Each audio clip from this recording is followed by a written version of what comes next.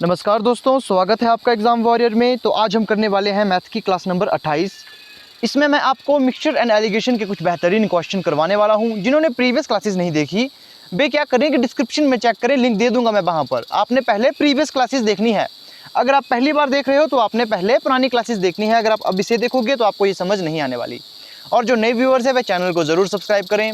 और ये क्लास किसके लिए है? ये Himachal Pradesh police constable, SSC GD और तमाम उन सभी परीक्षाओं के लिए है जिसमें मिक्सचर एंड एलिगेशन के क्वेश्चन पूछे जाते हैं। तो सबसे पहले मैं बात करता हूँ इस क्वेश्चन की। इसमें कहा गया है कि 75 लीटर चीनी के एक घोल में चीनी की मात्रा 30% है। उस घोल में कितनी और चीनी मिलाई जाए कि चीनी की मात्रा 70% हो जाए। अब आपने क्या करना है, वीडियो पॉज करनी है। जिन्होंने मेरी पुरानी क्लासेस देखी होगी वो इस क्वेश्चन को आसानी से कर लेंगे। अब वीडियो पॉज करें। अब देखिए इसमें क्या कहा गया है। अब जिन्होंने वीडियो पॉज की होगी और खुद करने की कोशिश की होगी उनमें से 80% बच्चों ने यहाँ पर इसका गलत आंसर दिया होगा। जी हाँ, आप देखोगे तकरीबन यहाँ पर 80% बच्चे जो है गलत आंसर देंगे। कैसे? क्वेश्चन ध्यान से ना पढ़ने के कारण। यहाँ पर देखिए क्या कहा गया है कि 75 लीटर का एक मिश्रण है। अब जैसे मैंने आपको बताया था, पिछली जो ट्रिक मैंने आपको बताई थी, सबसे पहले आपने मिश्रण यहाँ लिख लेना है। अब देखिए सबसे पहले आप क्या करोगे कि आप मिश्रण को लिख लोगे। तो 75 जो लीटर है वो यहाँ पर मिश्रण है। अब इसे गुणा करोगे। यहाँ पर दी गई है उस घोल में चीनी की मात्रा 30% है। तो इसका मतलब 30% जब चीनी है तो जो 70% होगा वो क्या होगा? वो पानी होगा। तो यहाँ पर हम 70% लिखेंगे। या पानी है या जो भी चीज़ है उसमें, तो यहाँ पर हम लिखेंगे 70%। यहाँ पर या तो पानी है या फिर जो भी दूसरी चीज़ है। अब यहाँ पर इसे लिखेंगे सामने हम एक्स क्यों लिखेंगे? एक्स हमारी टोटल जो लीटर होगी, जो यहाँ पर टोटल क्षमता होगी, मिश्रण की जो क्षमता होगी टोटल, वो इसलिए यहाँ पर हम एक्स मान कर लिखेंगे। एक्स लिखें। यहाँ पर कहा गया है कि कितनी और चीनी मिलाई जाए कि चीनी की मात्रा 70% हो जाए। जब चीनी की मात्रा 70% हो जाएगी तो जो शेष जो दूसरा जो तत्व होगा जैसे पानी होगा वो 30% रहेगा। अब देखिए एक चीज़ मैंने आपको बताई थी जो पिछले क्लासेस में मैंने आपको बताया है कि हमेशा आपने उस वैल्यू को लेना है जो बदल नहीं रही है।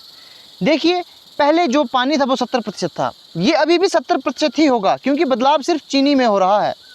तो इसका मतलब यहाँ पर किया क्या होगा? तो यहाँ पर अब हम लेंगे इसको यहाँ पर लेंगे हम गुणा करके हम यहाँ पर 30 लिखेंगे। अब 30 क्यों लिखा? मैंने पिछली बार बताया था कि जिस चीज़ के बारे में परिवर्तन के बारे में बताया गया हो कि इसमें परिवर्तन किया गया है, जैसे यहाँ पर चीनी में परिवर्तन किया गया है, उसकी वैल्यू हमने यहाँ नहीं लेनी। हमने यहाँ पर सबसे पहले 75 लीटर लेना है। फिर ऊपर देखोगे, ऊपर कहा था कि चीनी की मात्रा 30% है, तो यहाँ पर हमने 30 नहीं लिया, यहाँ हमने 70% लिया जो कि पानी की मात्रा थी। अब बराबर है का चिन्ह लगाएं। एक्स यहाँ पर लिख लिया था हमने टोटल मिश्रण। गुणा हमने किया था क्योंकि यहाँ पर चीनी की मात्रा 70% थी और दूसरे तत्व की मात्रा थी जो वो 30% रह गई थी, तो उसे 30 को हमने यहाँ लिखा। तो चीनी के हमने ना तो 70% को लिखा और ना तो हमने 70% को लिखा और ना ही इसके 30% को लिखा हमने। यहाँ हमने दूसरे तत्व को लिया, तो इसे हम यहाँ से काटेंगे तो ये चला जाएगा 25 3 75। अब इसे गुणा करोगे तो कितना आएगा? ये हमारे पास आ जाएगा x बराबर है 175 लीटर। अब मैंने कहा था कि बहुत से बच्चे इसमें गलत कर देंगे। गलत क्या करेंगे? उन्होंने 175 आंसर लिख लिया होगा। जिन बच्चों ने कोशिश की होगी, मुझे मालूम है कि अक्सर ज़्यादातर बच्चों ने 175 को ही आंसर माना होगा, लेकिन 175 आंसर नहीं है। 175 आंसर नहीं है क्यों? अब देखिए यहाँ पर क्या कहा गया था। यहाँ पर कहा गया था कि उस घोल में कितनी और चीनी मिलाई जाए, चीनी की मात्रा 70% हो जाए। तो यहाँ पर हमने चीनी की मात्रा बतानी है कि कितनी और ऐड करनी है। हमने चीनी कितनी और ऐड करनी है ये पूछा गया है। यहाँ पर ये तो हमारे पास जो टोटल मिश्रण है उसकी मात्रा है। हमसे टोटल मिश्रण की मात्रा नहीं पूछी गई थी, हमसे पूछा गया है कि 70% मात्रा बढ़ जाए चीनी की, तो कितनी और चीनी मिलाई जाए उसमें। तो जब पहले हमारे पास यहाँ पर 75 लीटर तो पहले मिश्रण था, अब हमारे पास जो बढ़कर हो गया 175 हो गया। इसका मतलब हमारे पास 100 किलोग्राम हमें और चीनी मिलानी होगी, जिससे कि यहाँ पर 100 किलोग्राम या फिर 100 लीटर, यहाँ पर 100 लीटर आएगा।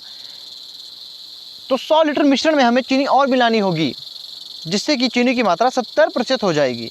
तो ये पहला क्वेश्चन था। इसके भी मैं काफ़ी अच्छे ट्रिक्स लेकर आया हूँ आज, तो अपने वीडियो को शुरू से अंत तक ज़रूर देखना है। अब यहाँ पर इस क्वेश्चन को ज़रा आप करें क्योंकि ये भी पहले वाले क्वेश्चन की तरह ही है। यहाँ पर भी आप देखोगे 300 ग्राम चीनी है, गुणा करके लिखेंगे। यहाँ पर कहा गया है कि 300 ग्राम चीनी के घोल में 40% चीनी है, तो इसका मतलब जो बच्चा 60% वो किसी दूसरा तत्व है। अब यहाँ पर हम एक्स मानेंगे कि टोटल मिश्रण हमारे पास एक्स है। अब इसे गुणा करेंगे किससे?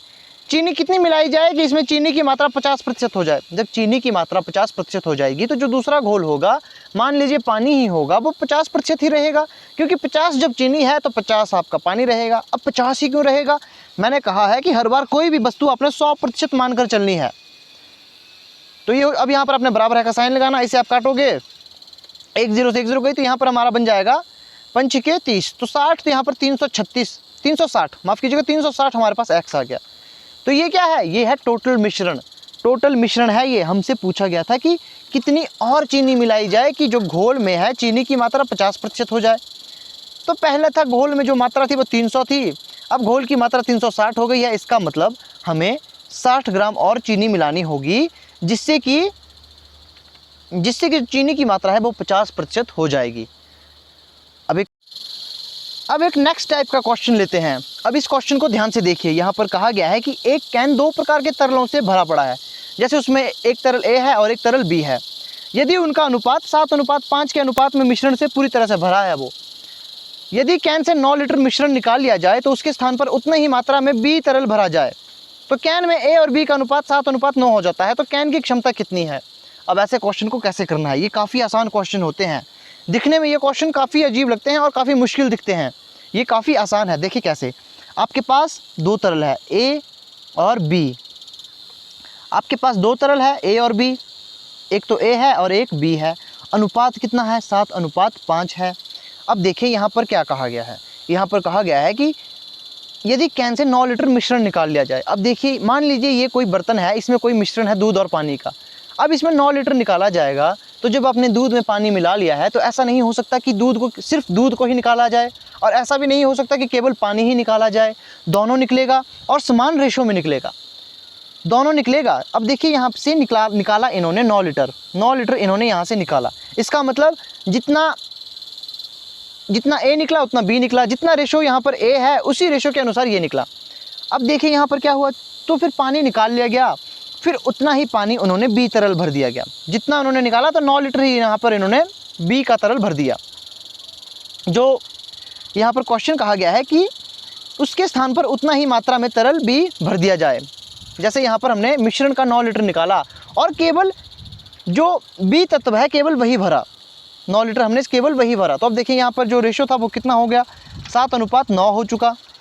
अब यहाँ पर आप देखोगे ये बढ़ा कितना रेशो बढ़ा? ये बढ़ा हमारा 4 रेशो। 4 रेशो बराबर किसके है? 9 लीटर के। जब 4 रेशो बराबर है 9 लीटर के, तो ये कितना आएगा? तो ये 9/4 आएगा। मैंने आपको बताया है कि जब वैल्यू पॉइंट में आए तो आपने उसे भाग नहीं देना है, उसे ऐसे ही रख देना है। अब आप देखोगे ये हमने यहाँ से फाइंड करना है कि कैन की क्षमता कितनी है। तो कैन की क्षमता फाइंड करेंगे तो यहाँ पर देखिए इन दोनों को हम ऐड करेंगे, क्योंकि जब एक रेशो की वैल्यू हमारे पास 9/4 आई, तो अब हमने इसकी वैल्यू फाइंड करनी है। ये कितना है? ये 16 होगा। तो 9/4 गुणा 16, 4 चौके 16, तो आपके पास आंसर कितना आ जाएगा? 36 लीटर। तो कैन की क्षमता कितनी है? कैन की क्षमता 36 लीटर है। इस टाइप के क्वेश्चन को मैं आपको एक बार समझा देता हूँ यहाँ पर। अब देखिए, जैसे मान लीजिए आपके पास एक बर्तन है 20 लीटर का, 20 लीटर का कोई बर्तन है, उसमें एक जगह आपने मिल्क है और एक जगह वाटर, एक जगह मिल्क वाटर नहीं, यहाँ देखिए ये 20 लीटर का कोई बर्तन है, उसमें मिश्रण है दूध और पानी का। जैसे मान लीजिए मिश्रण 2:3 है। अब ये मिश्रण है, अब ऐसा नहीं हो सकता कि जैसे अगर यहाँ से हम 8 लीटर यहाँ से घटा लें, तो ऐसा नहीं होगा कि यहाँ से केवल दूध ही निकलेगा, यहाँ से पानी भी निकलेगा। तो जैसे अगर हम यहाँ से 8 लीटर निकाल लेंगे तो ये बचेगा 12 लीटर बचेगा, और अनुपात आपका हमेशा उतना ही रहेगा।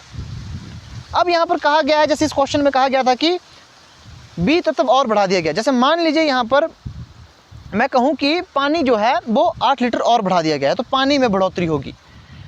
20 लीटर तो ये तो अभी भी उतना ही है, 20 लीटर अभी भी उतना ही है, बस यहाँ पर पानी बढ़ा दिया गया है। तो अभी आपको समझ नहीं आ रहा होगा, मैं एक और क्वेश्चन लेता हूँ, उसमें आपको आसानी से समझ आ जाएगा।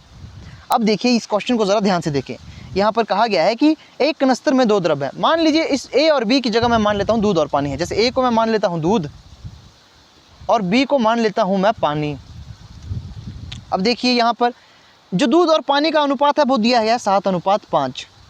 अब यहाँ पर इन्होंने कहा है कि कनस्तर से जब 9 लीटर मिश्रण निकाल लिया गया, ये टोटल मिश्रण है। अब यहाँ से ना तो दूध ना तो पानी, बिल्कुल यहाँ पर अलग अलग नहीं निकाले हैं और निकाले भी नहीं जा सकते, क्योंकि ये मिश्रण है।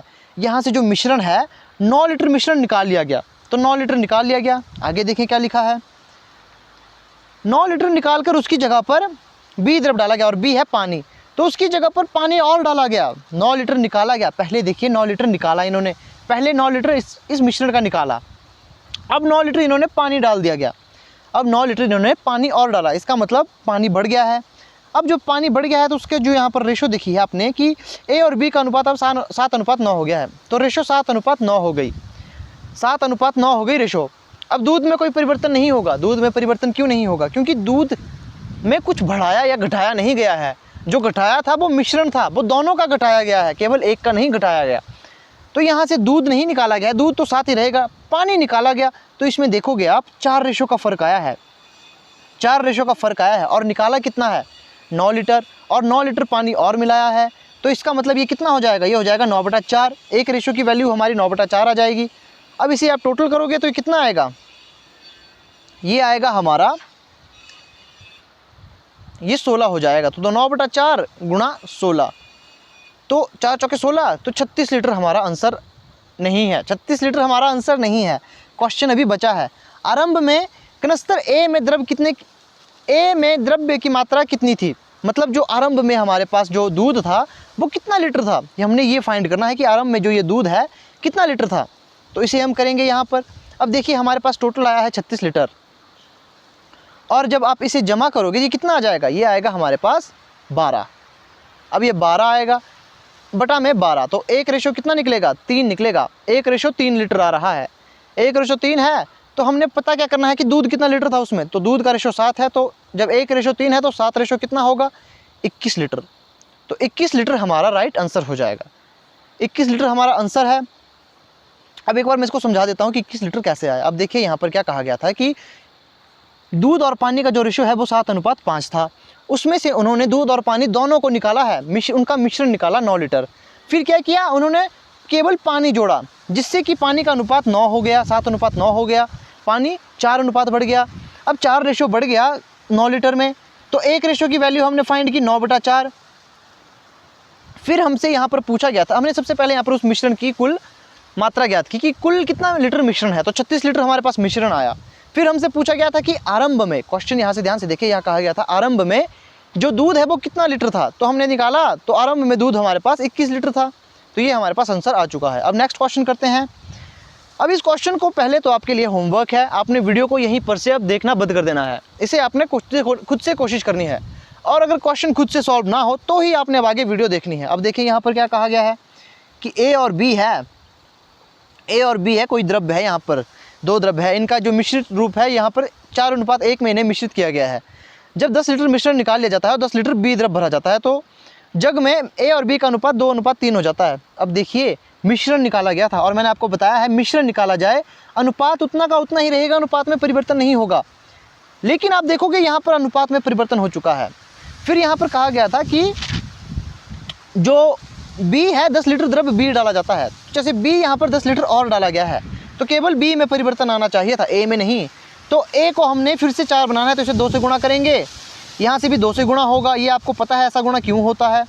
अब यहाँ पर 4 और 6 आ जाएगा, 4:6, तो टोटल जो बड़ा है वो 5 अनुपात बड़ा है, जिससे कि 10 लीटर यहाँ पर और डाला गया था, 10 लीटर। अब देखिए यहाँ पर जो 10 लीटर पहले निकाला, फिर 10 लीटर और डाला, जिससे कि बी के रेशो में 5 का अनुपात आ गया, 5 का फ़र्क आ गया। तो 1 रेशो में कितना फ़र्क आया होगा, तो 1 रेशो में 2 लीटर आया है, तो 1 रेशो में 2 लीटर है, और यहाँ पर टोटल कितना है 10 है, तो 10 गुणा 2, तो 20 लीटर हमारे पास टोटल मिश्रण है। प्रारंभ में ए द्रव्य की मात्रा कितनी है, तो ए द्रव्य की मात्रा कितनी है, तो 20 बटे में यहाँ पर 5 आएगा, क्योंकि इन दोनों का प्लस होता है। अब 5 आएगा तो यहाँ पर 5 लिखोगे तो 4, तो ए द्रव्य शुरू में यहाँ पर 4 रेशो है, तो 1 रेशो 4 है, तो यहाँ पर आ जाएगा 16 लीटर आपका राइट आंसर आ जाएगा। आई होप आपका यही आंसर आया होगा। कोई भी डाउट हो आपने मुझे कमेंट करके ज़रूर बताना है, और अगर कमेंट से भी आपके डाउट क्लियर ना हो तो ये मेरा व्हाट्सएप नंबर है, आप मुझे यहाँ पर मैसेज करके पूछ सकते हो, तो जितनी जल्दी होगी मैं आपको रिप्लाई करने की कोशिश करूँगा। तो अगर आपको समझ नहीं आता है तो आप यहाँ से भी पूछ सकते हो मैसेज करके, लेकिन पहले आपने कमेंट करना है, और कमेंट से डाउट सॉल्व ना हो तो आपने फिर मैसेज कर लेना है। और वीडियो अच्छी लगी हो तो इसे शेयर ज़रूर करना है, और नए व्यूअर्स चैनल को ज़रूर सब्सक्राइब करें। तो मिलते हैं नेक्स्ट वीडियो में।